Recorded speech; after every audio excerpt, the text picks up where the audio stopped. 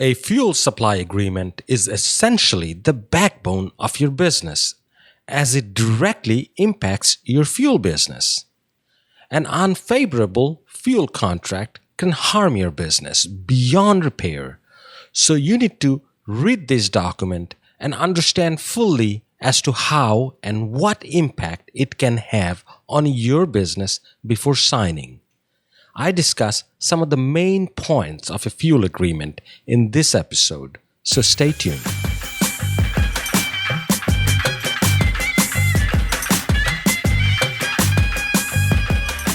Welcome to the one and only Gas Station Business 101 podcast, where you can learn all the secrets about how to start and operate a gas station business successfully and make money. This podcast is brought to you by the good folks at CSB Academy Publishing Company.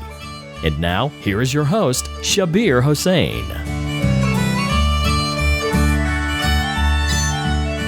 Welcome to Gas Station Business 101 podcast. I am Shabbir Hossain. This is episode 45. Now, this is the only podcast show of its kind where I discuss every aspect of gas station business, from how to find and buy the right location, how to market your business, how to do bookkeeping, how to minimize theft, and what type of insurance do you need to have for your business. So as you can see, it is an all-stop shopping for any of you in this line of business. Now, before you wonder that how do I know it all, you may say, how does he know it all? I don't. What I do is I go to the experts and ask their advice before I speak on many of the topics. For example, that episode I've done on the visas, EB5 and E2 investment category visas, I had to get a lot of help from legal experts. Similarly, with bookkeeping and that sort of things, I had to, and I will again get help from accounting background people with accounting background. And I have had help from my CPA and from an accountant as well. So no, I do not know it all. And if I did, that would be trouble, don't you think? Because there is nobody that can know it all. But on that note, I want every one of you to participate in our podcast and in the discussion, even if it is on that Facebook group, because I do believe every one of you have something that you can contribute to the group. And as I said, I don't know it all, and I'm sure some of you know some things better than I do. So if you think you have an expertise on a subject or a topic that can help rest of us, by all means share it with us. And if you want me to share that in the podcast, I will do so. And this way we can help each other. Okay, let's get started. Our topic today is, as you can read or have seen the title of this podcast, which is, what is a fuel supply agreement and how to understand and identify issues in that document. And I will explain that. But first, let me start with this, that this idea for today's topic, as you remember, came from a gentleman named Yash. So once again, this is the second episode that he suggested. And for this idea, it only came from him. So again, one big thank you goes to Yash. And this episode also is dedicated to Yash. So I appreciate Yash for your help and the idea that you gave me. And any of you out there have any other ideas that I need to cover, if I need to get help from somebody else, I will do so. But by all means, let me know and I will see what I can get done. But before I start, let me just say that since this is just like the previous episode where we spoke about commercial lease, this is about commercial fuel supply agreement. So this is a legal document about anywhere from 18 to 25, 27 pages. And I am going to attach a sample fuel agreement for any and all of you to take a look at and see what it is. If you haven't seen one, it is time for you maybe to go to my website, which is gasstationbusiness101.com, and under resources, you will find a sample fuel agreement. This is truly a real fuel agreement, but it will give you the basics and you will get to see, let's say you are about to sign a fuel agreement with some oil company.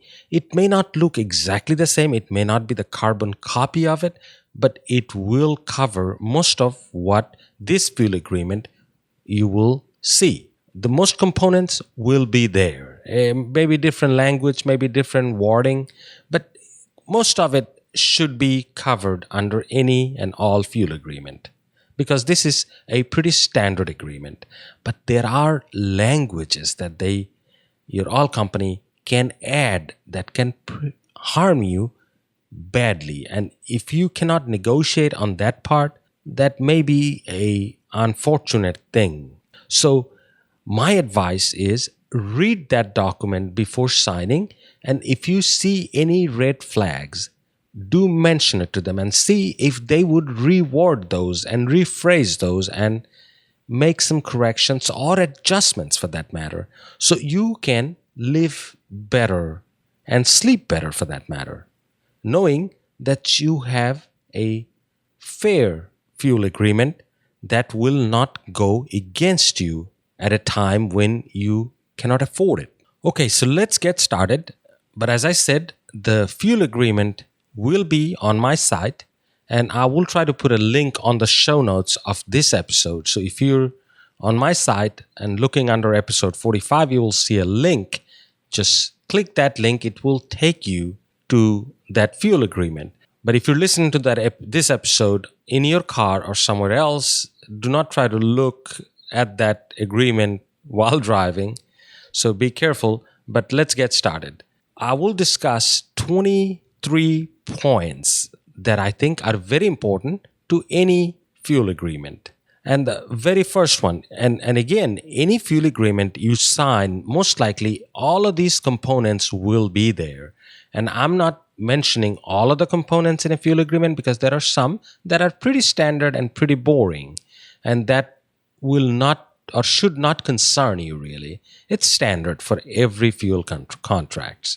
So I'm only mentioning the ones that I think are worth mentioning, the ones that I think you should know about. For example, there are some that are very obvious. And the reason I will be mentioning those, so you get an idea what a fuel agreement it really is. For example, the very first one is parties and premises. What are those? Well, if it's an agreement, it's between two or more parties, right? So in this case, it's between two parties, the oil company and the tenant. Or in this case, it's not the tenant, but the buyer. Because the agreement in this case is really an agreement to buy fuel from a supplier. So the relationship or the agreement is between a buyer and a seller. And in this case, they are wording it in a little bit differently. They're saying the buyer and the supplier. Supplier being the oil company and the buyer is you. So at the beginning of this document, they identify who are these parties, who is the buyer and who's the seller or the supplier. So they name each company and individual, especially on the buyer side, because you would have to have a personal guarantee signed. So they name you individually, but when it comes to the supplier, they just mention their company name because they don't want any personal liability attached to this when it comes to their company. So they're just mentioning their company name, their address, and they're mentioning your name, your company name, and your address, and where this fuel supply will take place, meaning your premises, your gas station, where the truck will bring the fuel. So that's pretty standard, parties and premises. Number 2 is the duration. It's the duration of this agreement. Any agreement should have a duration. It cannot be for indefinite time that, hey, I will buy fuel from you until I die. That usually doesn't work that way. So typically a fuel agreement runs for about 10 years. That's a standard fuel agreement. Now, if your company is giving you one to sign that says 15 or 20 years, you need to raise some eyebrows here because that's not standard. Standard is 10 years. I have not seen any smaller one, and I haven't seen any longer one. I've typically always seen 10 years. So just keep that in mind, that anytime you're signing an agreement, make sure that it is 10 years. If it's less, I don't think that's any bad thing for you, because you get to negotiate one more time in another 5 or 7 years, however many years this agreement is for. If it's less than 10 years, I don't think that's harmful for you. It's always beneficial for you. You know that as long as you get to negotiate sooner rather than later. Number 3 on that list is product and scheduling, commodity scheduling. What it is in this section, the supplier is telling you what type of product they will be supplying, what brand. So they're identifying the brand and saying, let's say, Texaco. So they will say that they will be supplying you with a Texaco product, and that they will have the exclusive right to sell you the product, which is petroleum product in this case, and nobody else. So it is an exclusive contract. You cannot go source your fuel from anybody else. If you do, that will be like breaking the law, which would terminate the fuel supply agreement, and they will charge you hundreds of thousands of dollars for breaking that contract. Now, on that second part of that would be the commodity schedule.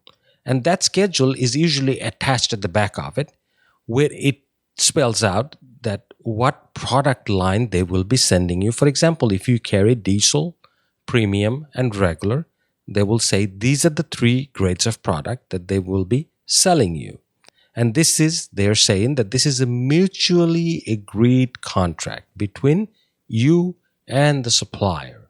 There are 2 more important parts under this product category, which can be in other places in other contracts, but in here it's under product. And these, one of them is somewhat of a red flag, so you will see that I marked it red, where it says the seller controls the brand and reserves the right to change the brand in its sole discretion, so long as such change is deemed by the seller to be the best interest of the parties and is necessary to remain competitive in the marketplace.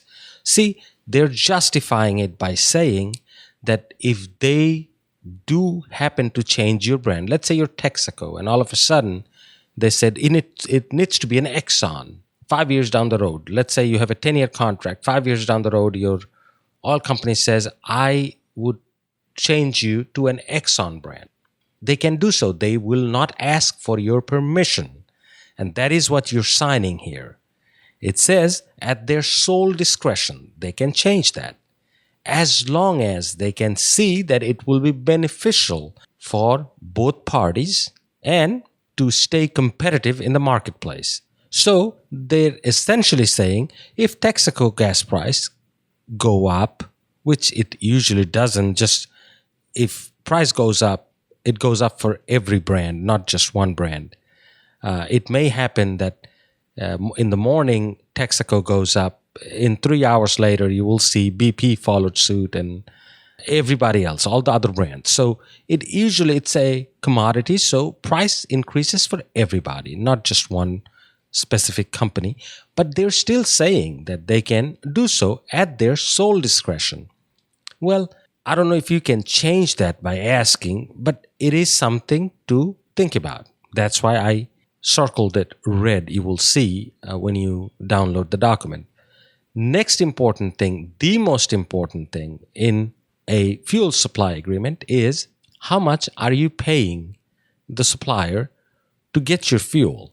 You know, every oil company, a jobber oil company, they're in it for money, right? They are not just supplying you fuel because from the goodness of their heart. No, it doesn't work that way. So most every fuel contract will say how much money they will be charging you to sell that fuel to you. And they may mention the word rack price. Rack is the wholesale price, depending on your area. Let's say if you're in New York City versus if you're in Los Angeles, the rack price can vary widely. And when I say widely, it doesn't mean 20, 30 cents. Depending on the market and the area, it can vary anywhere from 2 to 5 cents. And it's not because of taxes, because rack price doesn't have any taxes. It's the raw wholesale price of fuel.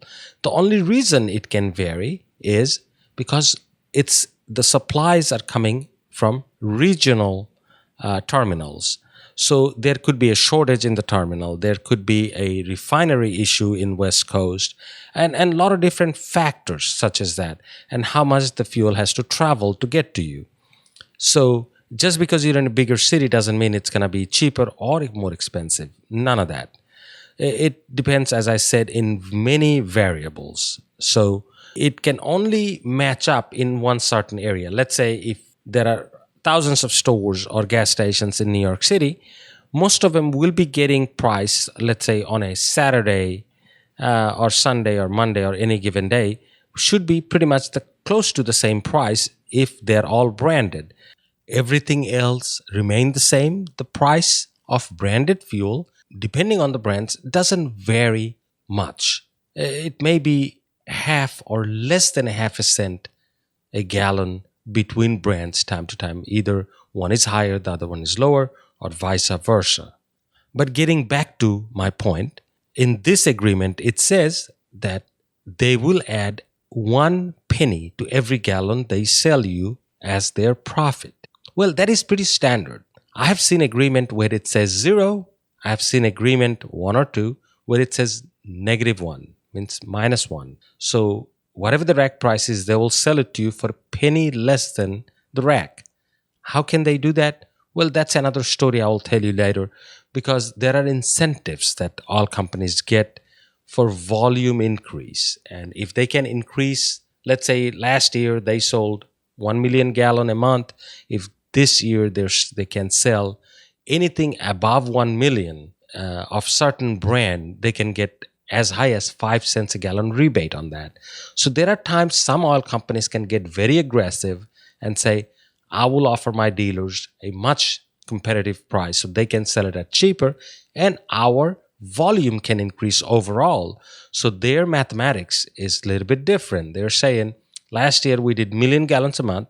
So if we can do 1.4 million gallons this month, then we will get 5 cents or 4 cents or 3 cents for that 400,000 gallon increase. And that should offset the penny that we will be making from some of the dealers. I don't think they would offer this penny negative to every dealer.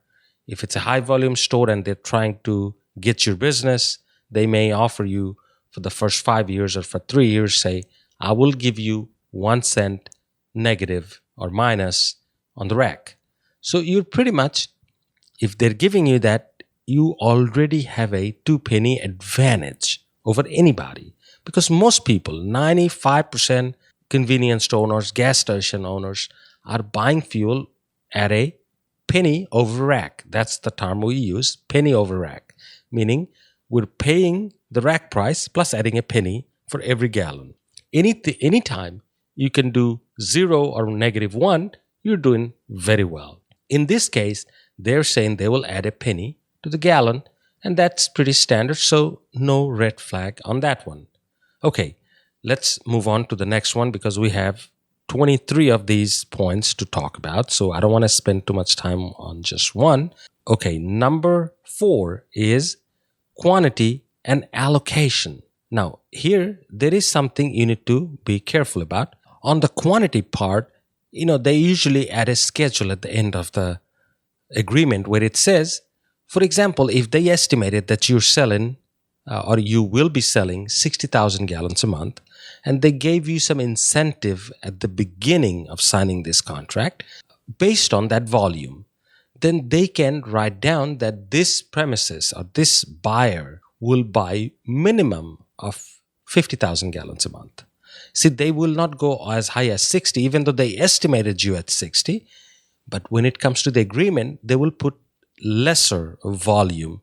So you don't really stress over every month, am I going to make my quota? Or are they going to come down on me very hard? Or would they consider that I'm breaking the contract because I'm not selling enough? So they usually go down from that estimate and even can write 45,000 gallons minimum. So there is a minimum buying contract. For example, as I said, if you, let's say you're an existing business and you're signing a new fuel agreement with a new brand, and you've consistently sold 100,000 gallons every month, when it comes to signing that contract, remember a couple of things. One is, if you're, as I said, if you're an existing business but your contract is up and you're going with a new company, there are cash incentives that you can get by signing a new contract with a new company, because you're giving them an earning potential, and in return they can offer you some money upfront. It could be anywhere from $20, $30, $40, $50, $60, $70, $80,000 for upgrades, for image work, for, let's say, your dispensers are getting old. You decided you need to upgrade your dispenser. You need to renovate your inside the store. You need to paint the exterior walls. You can use that money for any and all of these upgrades. There are times that it works that way, not with every company. So every time, every situation is different. But I'm just giving you a situation where you can get cash money just by going with a company, as long as you have high volume store. So in this case, let's say your volume consistently has been 100,000 gallons.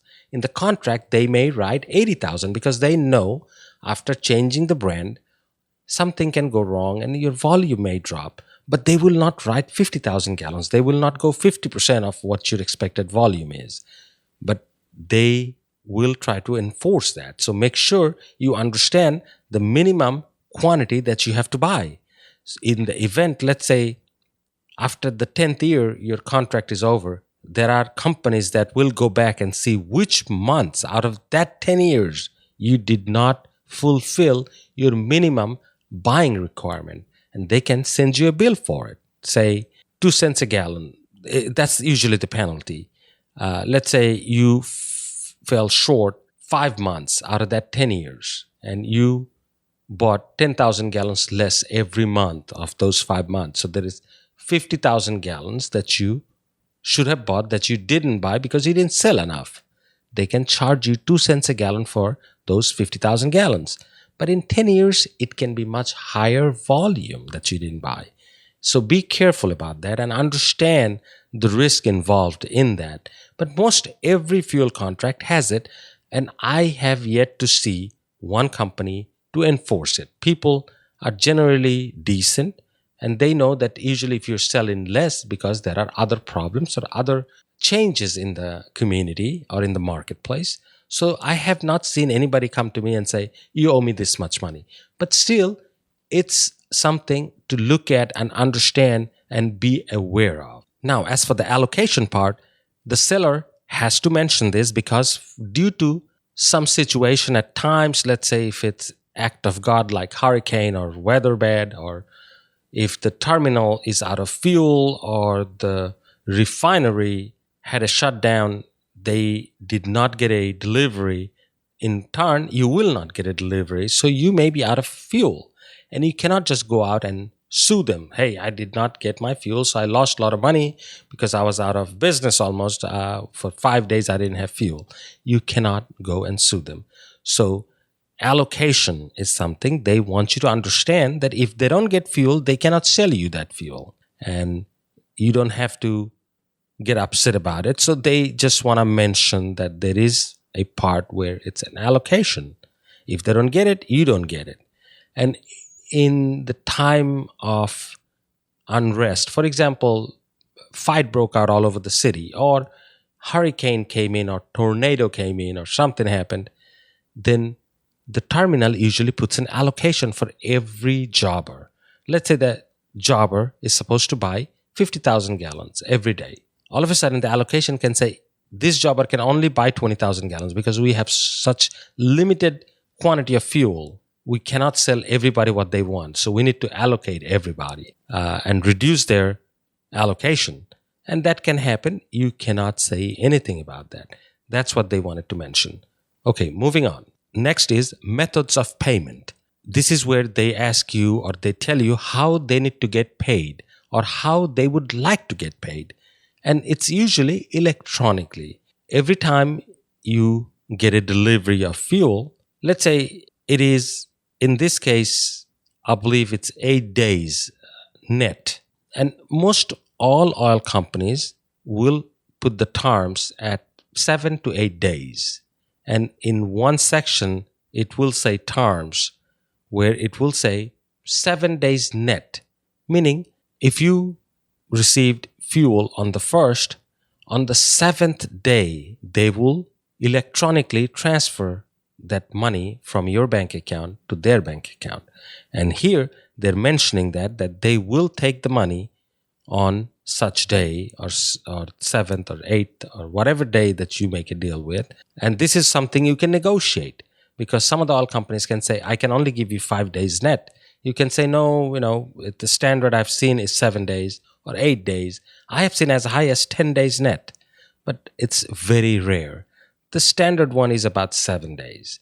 So at any cost, if you can understand that they will EFT your account, meaning they will electronically fund transfer your account for the fuel that you bought 7 days ago. Here, they will also mention that in the event you have an insufficient fund, meaning you don't have enough money in your bank account, what will happen? They will spell out right here that they will ask you either for a cashier's check the same day, and you have to have proof of funds. And if you bounce 2 times in a row, it varies by all companies, but there are ones that I've seen that says if insufficient fund occurs more than twice in, say, 6 months or a year, they will put you on prepay.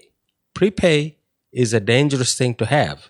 So make sure you understand this section where they talk about how they will handle your non-sufficient or insufficient fund issue.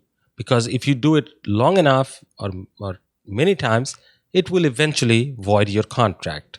And we'll get to that later on. But let's say you have insufficient fund twice in 6 months or a year, they can put you on prepay. That means you have to deposit money to their account before you buy your fuel. And that can be something very, very hard to do. Number 6 is liability and credit. I'm combining 2 of them just so I can save time.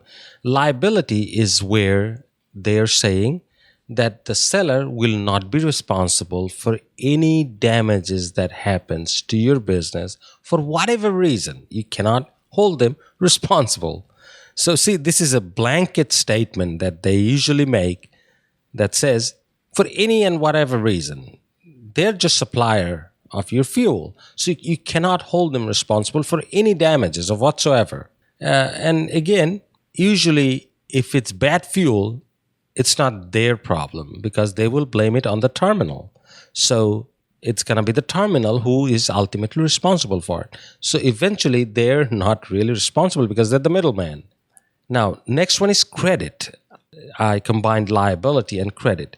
Here, credit is something that you have to be approved by the oil company. You have to have your credit worthiness because they're giving you that term, net 7 days or 8 days, based on what? Based on your credit. So you have to have good credit standing or assets where if you fall short or you don't get to pay or you don't have enough money to pay, they can come and collect from you. But in the event you do not qualify with your creditworthiness or prove to them that you're creditworthy, they can ask you for a security deposit or a letter of credit from your bank. So that is pretty standard. So I wouldn't raise any red flag on that because fuel is expensive. So if you're in high volume store in 7 days, you may need to buy 3 loads of fuel, which can cost almost, let's say at today's cost, about $65,000. So somebody is extending you credit for that large amount for 7 days. And if you're not creditworthy, then they will ask you for deposit, security deposit, which may not be 60,000, which may be much less, or they may ask you for a letter from your bank that guarantees that fund to them. It's called letter of credit, or maybe a bond of some sort that you can buy and show it to them that you have a bond that's guaranteeing in the event you don't pay, they will collect from that bond. Okay, next to credit is now credit cards. What is credit cards in this case? Credit cards is, since this is a branded contract, you will see on the top of this contract fuel agreement, it says for branded stores. Because remember, we're talking about a Texaco branded store here. So credit card matters because as a jobber, their responsibility is to make sure that you follow all the guidelines that Texaco has set forth. Because any branded company usually enforces their brand through their jobbers. Their jobbers are the ones that are ultimately responsible for their brand. And to make sure the dealers are taking care of their image and the brand properly. But in terms of credit card, the jobber wants to make sure that you're following the credit card guideline that has been issued by your brand. For example, in this case, Texaco has a list of approved credit cards that your store should be taking. And they want to make sure that you're taking all those credit cards that are listed under that guidelines. Under this section, they will also mention that if there is a chargeback, meaning if a customer charged a card that was a fraudulent charge and somebody said, I did not charge that card, then there is a chargeback that you will be ultimately responsible for that chargeback and not the jobber. And also that you will be charging all these credit cards through a approved POS, point of sale system, cash register. And you have to be using their approved cash register and credit card system. You cannot just put up a machine of your own or Apple Pay and iPay and all that and start charging credit cards in a branded station. It has to be through their POS. The reason being, because this way they will be the one processing that transaction and that money goes directly to the jobber. Anytime you're a branded station, all the credit cards that you take, the money goes directly to the jobber. And then the jobber deducts that from your fuel supply or fuel delivery cost and charge you for the rest. For example, let's say in 7 days you bought 2 loads of fuel. That totals $40,000. And in that 7 days, your credit card totals were $30,000, which is your jobber is holding for you. So at the end of 7th day, when they send you a notice that says that, hey, you have taken $30,000 to the credit card, but you owe me $40,000. So I will be EFTing your account for $10,000 tomorrow. They usually give you 2 days notice. So they will be sending that notification on the 5th day for the 7th day's bank transfer. That's typically the standard process or procedure rather. Number 8 is failure to perform. In this case, they're talking about themselves, not you. They're giving out scenarios where what if there is a situation in the city and they can't get to you to deliver fuel, or for any other delays that they may encounter in day-to-day business, you cannot hold them responsible, even though they're failing to perform their duties to you. Number 9 would be excess quantity and determination of quality and quantity. Sounds a little bit confusing, but let's get to one first. Excess quantities, meaning you only ordered 8,000 gallons and all of a sudden you got 10,000 gallons of fuel. So that's an excess quantity. And they're saying it's their intention to sell you exactly what you ordered, but there are times you may get excess fuel. And if it's reasonably possible for you to keep that fuel, then you should keep that fuel and not send it back because it costs them money. Even though it's their mistake, they're asking you to help them out by keeping the fuel and pay for it. But let's say the quality of your fuel was bad. Let's say the fuel had water in it, or fuel had other issues, or some other type of issues. Let's say some dust or some tree branches, whatever it is. It could be some ungodly things. Or you ordered only 5,000 gallons and they send you 15,000 gallons that you cannot hold. In these type of events, you need to notify them and they will rectify it. So that's what that means usually: excess quantities and determination of quality and quantity. Quality is if the fuel is bad, and quantity is if they gave you way too much fuel. So they will work with you. That's what they were saying. Okay, next would be trademark. And in this case, they will talk about a lot of things because, as I said, this is a branded contract. So they will spell out everything, either Texaco, Shell, BP, Amoco, whoever is giving you that contract, whichever jobber is giving you that contract, they're going to copy and paste pretty much everything that Texaco or Shell or BP send them as far as their trademark. So they want to enforce and make sure that you value that trademark, you take care of that trademark, and you follow each and every requirements for you to carry that trademark.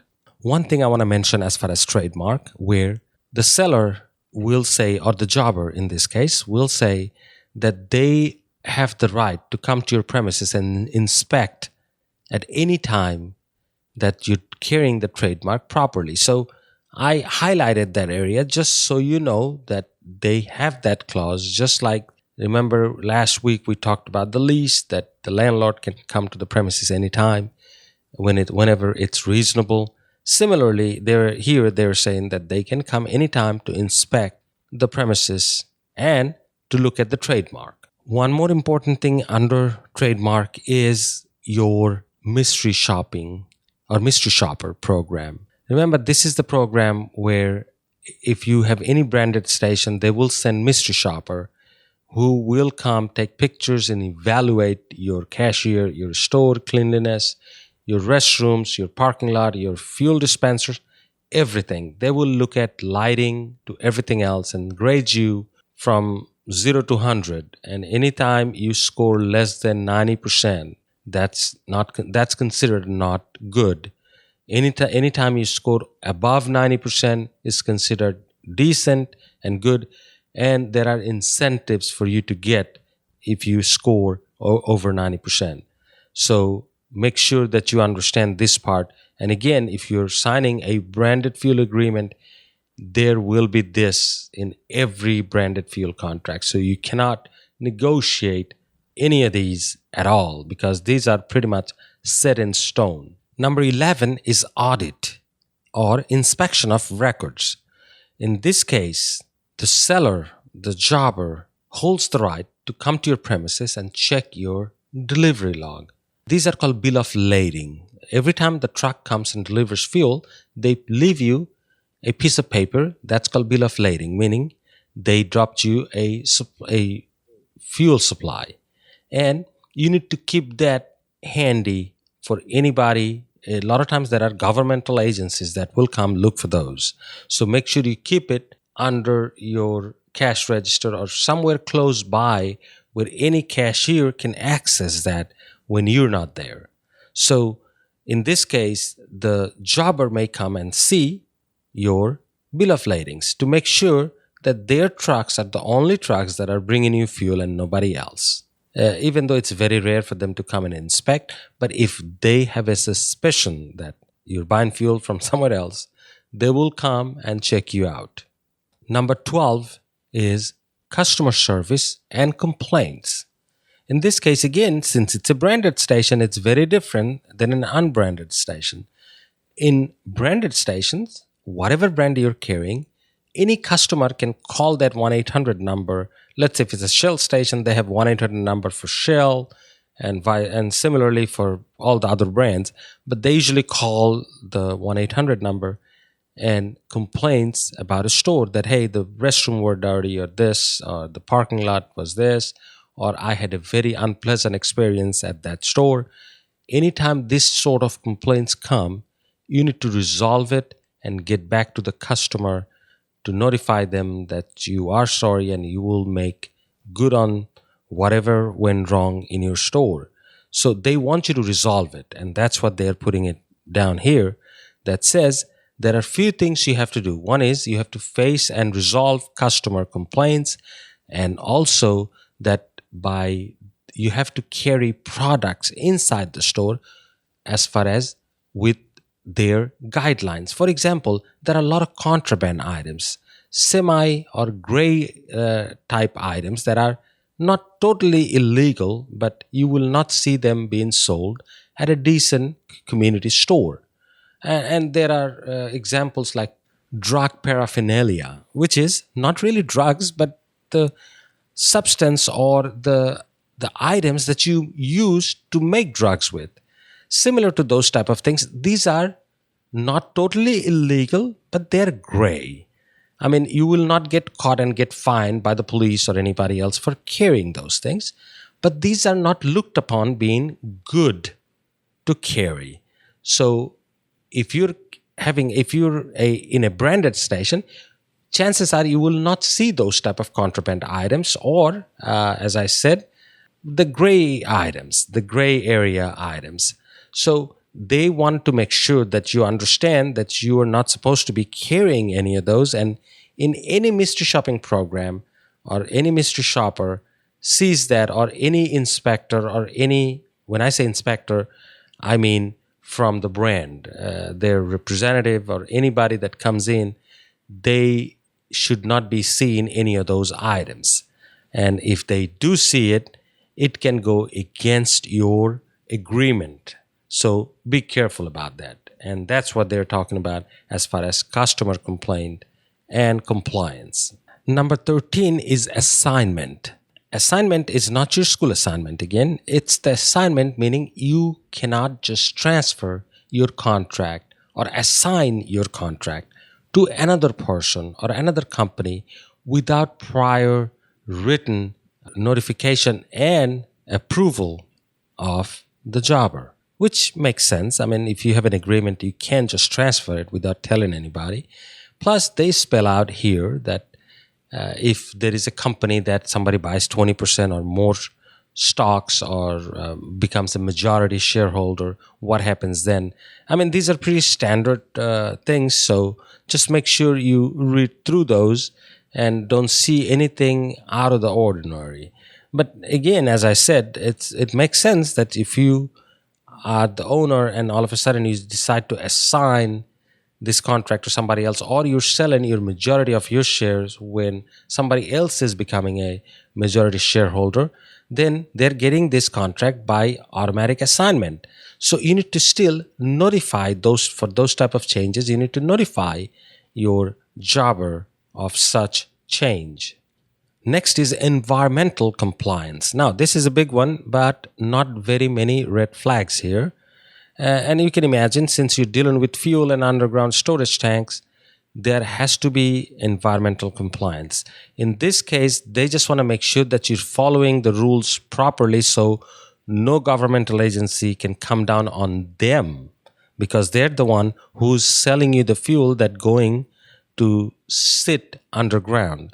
So they're telling you that you need to follow all the guidelines and the rules and make sure and maintain your pumps and your tanks and get those tested however way it is required by your state and local governmental agencies, and that you will allow your jobber to send their people to make sure to check on your dispensers and your tanks and everything else to make sure that they're operating properly. Even though they don't do that, but they would like to have the right to do that in the event that they feel the need to do so. Number 15 is price regulation. Now, this is one that I have seen in some contracts, and some other contracts I haven't seen. But I just wanted to mention this because it can be in a contract where it says the seller can cancel the agreement in the event that in your area, your local government can put a hold on a price increase. Let's say for whatever reason, let's say if it's again, I'm going to bring in hurricane or tornado or something, that the government says nobody can afford gas at $5 a gallon. So we limit fuel to be at $2 a gallon for next 10 days or for next 5 months or whatever that is. It's very unlikely, but they would still like to put that in here, that in that event, if that imposed price is much lower than their cost, they will not be able to sell you fuel. And in that event, they will cancel the contract or they will temporarily cease the contract until such ban is lifted. They're just protecting themselves from all angles. Nothing to really worry about, but I just wanted to mention because this is really something very odd. Number 16 is equipment and fixtures.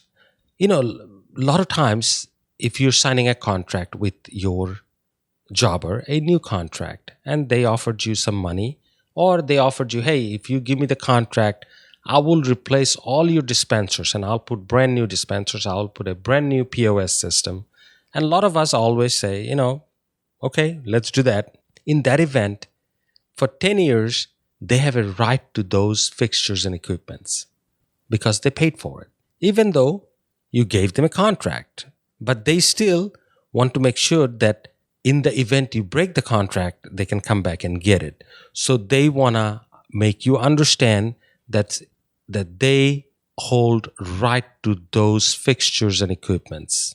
And in the event you default, they will give you an amortization scheduling that says that if you break the contract on the 7th year, when we invested $70,000, so 3 years remaining on that contract, we will charge you certain amount of dollars for remaining this many years. And there is a schedule of some sort, financial schedule that says if you break the contract on day 1, you would owe us $70,000. If you break the contract in the second year, you would owe us $60,000, and so on and so forth. Number 17 is termination. This is where you need to pay very close attention. This is similar to the defaults that we spoke about last week. And here they will list everything under the sun. They will start off here in this case. They started off like if you misrepresented yourself, if you lied to them about anything, it can void the contract. And if you repeatedly bounce your EFT or you gave them a check and it bounced 3 times in a row or 4 times in a row, it will void that contract or cancel that contract. And there are many, many other reasons. For example, if you engage in illegal activities, for example, you started selling drugs out of your store, that is illegal, and they can come and cancel your contract. So, as I said, they will try to cover all their bases, and that's why they will mention a lot of extreme things in here and a lot of very logical things. For example, what if you have insufficient fund 5 times in a row and they can't get paid for their gas? Yes, they will cancel your contract. And these are something that happens more often than people selling drugs out of their own gas stations. But the important part, I highlighted it in red, that says in the event you break the contract, what happens? Well, in this case, they're saying however many years or months that are remaining, and based on the minimum quantity that you need to buy, you will have to pay them 2 cents a gallon for all those remaining gallons that you didn't get to buy. So, for example, if you're supposed to buy 80,000 gallons a month, so you break the contract, let's say on the 9th year, you only have 1 year left. They will charge you 80,000 gallons times 5 times 12 because you still have 12 months to go and you did not buy fuel for those 12 months. So they will send you a bill for that amount of money. And if you fail to pay that, they can take you to court for that amount of money. Number 18 is insurance. And very similar to the lease that we talked about last week, here, even though, let's say you're signing an agreement with a jobber that doesn't own the store that you are operating, a lot of times they still enforce this insurance thing that you have to have $1 million liability, then you have to have your garage keeper liability, legal liability, fire insurance, then your workman comps for your employees, and all of that. And they even a lot of times spell out how much amount you need to have coverage for. So a lot of times, if they don't own the premises, you can negotiate, say, hey, listen, you don't own the premises. Only thing you're doing is supplying me with the fuel. So don't tell me to go buy $3 million worth of coverage when I can only be happy with the $1 million coverage. And have them explain to you why you need $3 million worth of coverage, because that can increase your insurance premium by a lot. So make sure they have a good reason that they can show you that this is why you need that. And you can argue on the other end, reverse, and say, this is I'm happy with, and this is what I got, and this is what I can afford. Number 19 is law compliance. Well, every contract has to have that you will be complying with the law, and they will say both supplier and buyer has to comply with all local, state, and federal law and abide by them and follow them to the best of your ability, so you don't break any laws. And that's just to cover everybody's bases, so nobody gets into trouble. Number 20 is guarantor. Well, like anything in this contract, as I said at the beginning, that you will be the one guaranteeing this contract. If you're the one signing it, usually the jobber or the supplier wants one key person who holds the most stake at the company. Let's say you're the majority shareholder.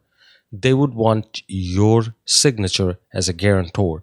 So in the event you do not pay, or your company fails to pay them, they can come directly or personally after you and your assets. So they want some type of personal guarantee to secure their supply agreement.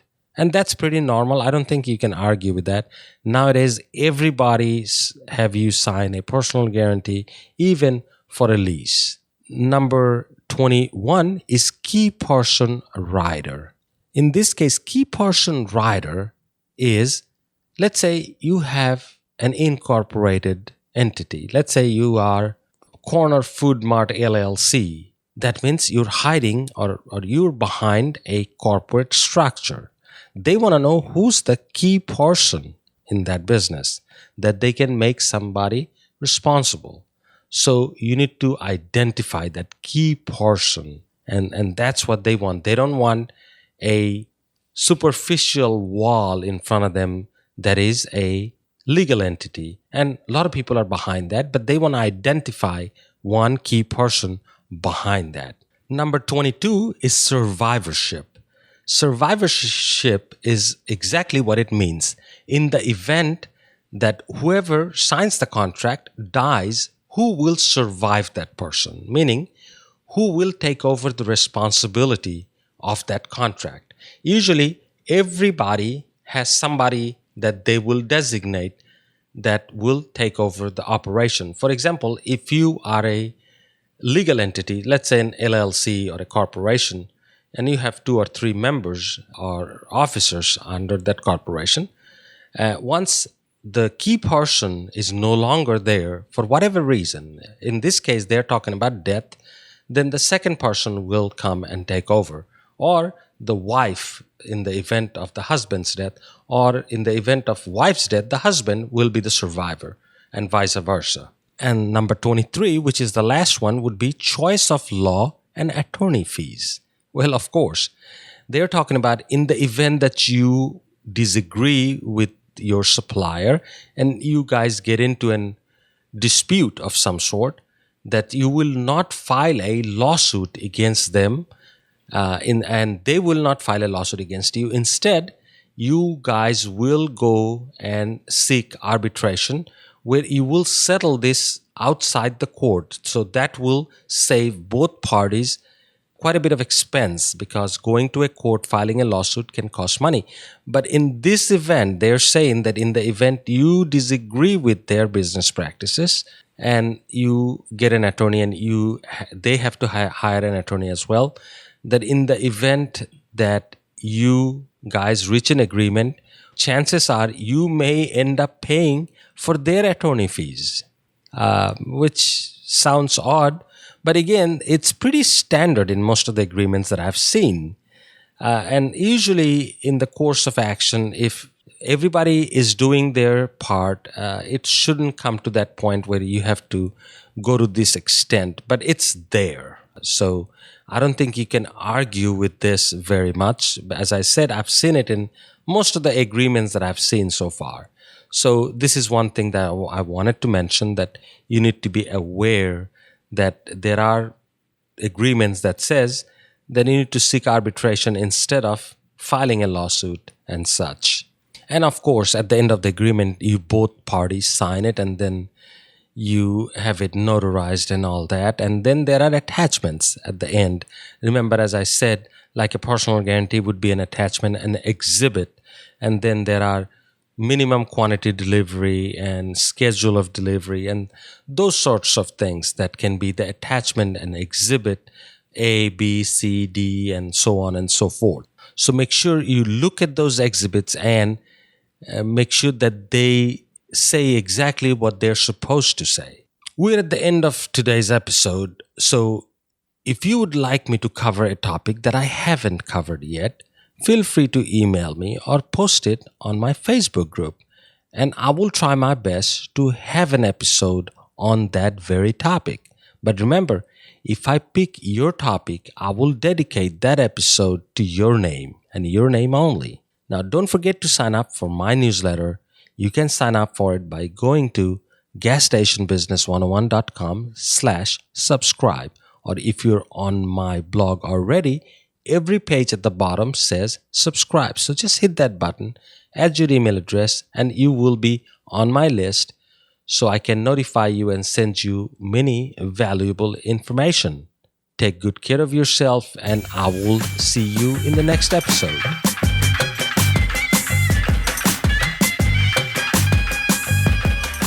This has been the one and only Gas Station Business 101 podcast with your host, Shabbir Hossain. This podcast was brought to you by CSB Academy Publishing Company. Be sure to join us next time as we share with you the secrets about how to start and operate a gas station business successfully and make money.